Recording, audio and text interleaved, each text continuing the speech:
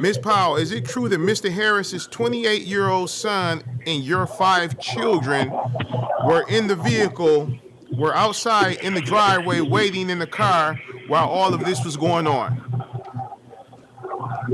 Yeah, I found out afterwards that that had happened, and that is another reason why I believe, like, because he leaves these children alone all the time. Why didn't you leave them alone that time? It's because you knew, you know what I mean, that I was trying to get the children taken away from him. So he brought the children with him, because he was a little leery about what was going on. I mean, so. Yeah, but that was true, though. I found out after the fact that they were all together in the car. Okay. What was your reactions like when you... This call is originating from an Ohio correctional facility and may be recorded and monitored.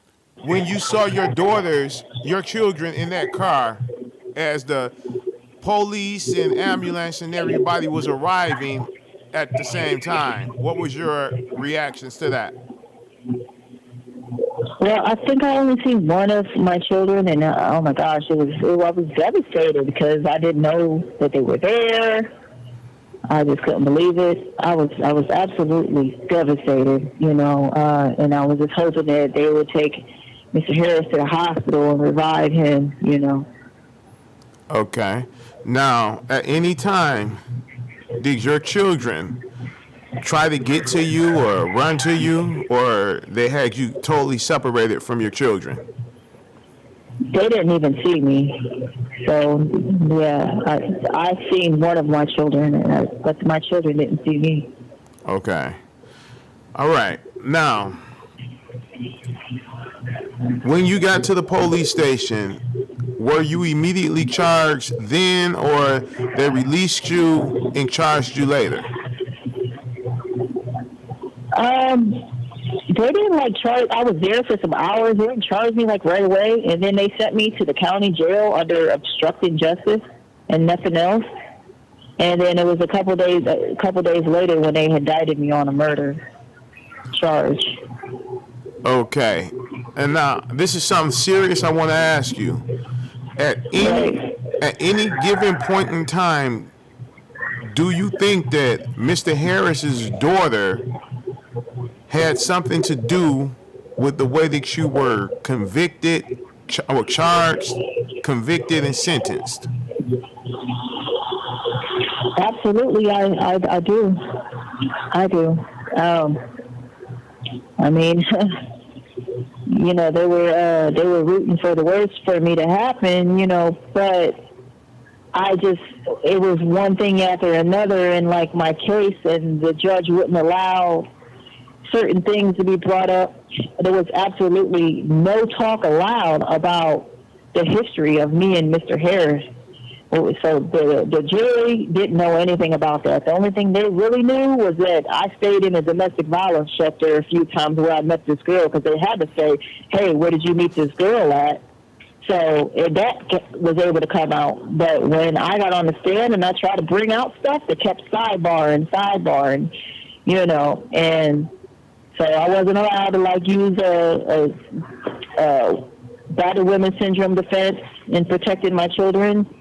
I wasn't allowed to talk about it. They weren't allowed to know about, the history of Mr. Harris's criminal record and him selling crack cocaine to police officers 3 times, and the domestic violence. Well, they did bring that up, but anything else, I mean, his rap sheet was really, really long, and they just wanted to just make it like he was a saint, and try to lie and say he had 10 children when honestly he has 15, but he has children with some of his students because he was a teacher.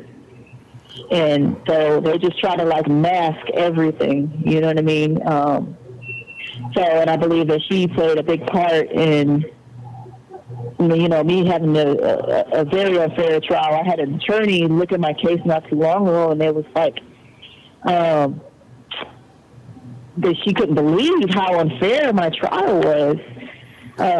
And she said that by me trying to bring up anything when I was having a trial, about domestic violence and that, and that kind of thing, it pissed the family off, and mainly the one that, that's in the system, So it was like a retaliation type thing, and why, I got stroked, So Now, let me ask you this: at any given point in time, has it ever been brought up that Mr. Harris' daughter works as a prosecuting attorney in Ohio for the state of Ohio? no, it wasn't brought up at all.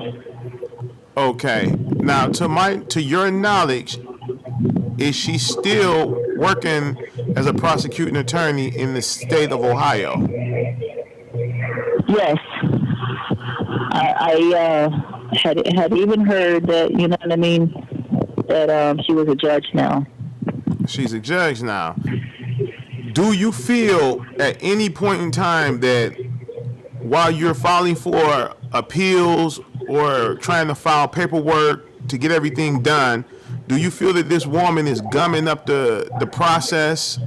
Like I said, we're just speculating here, but we don't really know. But do you think that? Yeah, I actually do, and it's even scared off a couple of attorneys from working on my case. So yes, I do. I know she's following up on it. Trying to watch my every move and that kind of thing. And I just, part of me is like, I don't understand, because I know she knows how her father was. You know what I'm saying? And I understand it's your father, but you can't completely just think that he was the same when you know how he was, because you grew up with him. Okay. But I understand, again, that's her dad. You're always going to be protective of your family, but it's not, I know she knows, that what the courts made it out to be, it was not true. It was not planned. I didn't know. Now, let me ask you this. Okay, now, your children that you have with Mr. Harris, once again, okay, they're being taken care of by his side of the family. Right. I'm quite sure that those little girls look just like you or resemble you in a lot of ways because you are the mother. How do you know what type of relationship? I'm quite sure you don't, because you've been locked up. But have you heard about any relationship that she may have with your kids or anything? I'm not. I don't think she has too much of a relationship with my kids, but they are with another part of the family that is. They won't let my children see me. So, yeah. So, yeah. But as far as her, I don't think she has anything to do with them anymore. You know what I mean? Okay. Now, let me ask you this. You did have a child outside of Mr. Harris before you met him, right? I had 2 children, yeah. Two. Okay. So that's why it's always good to go to the source to get everything right, because the media labeled it as one. Between the age of like 14 and 18, I had 2 children. I was with somebody else. It's one of the reasons why I kept avoiding Mr. Harris. Right. But I had 2 children when I was a teenager. Okay.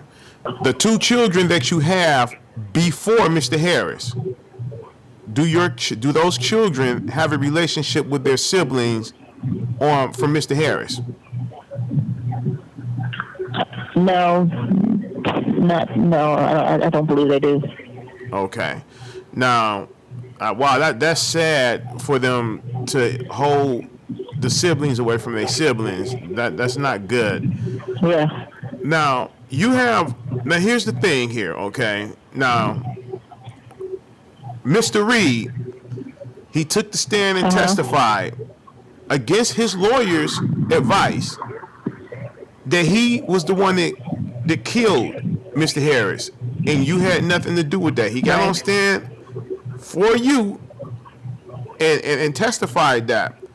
There's no type of evidence there that you did anything.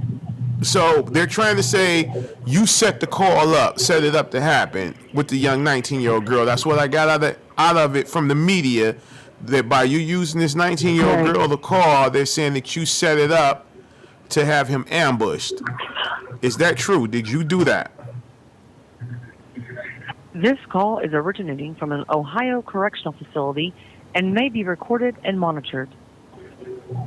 Not for no ambush. Nobody was even supposed to, you know what I'm saying, come in contact with each other. So no, that's definitely a lie. So basically, what all this is what it boils down to from reading. I read some of the paperwork from from Mr. Reed down to you. That basically this seemed like this was a mistake.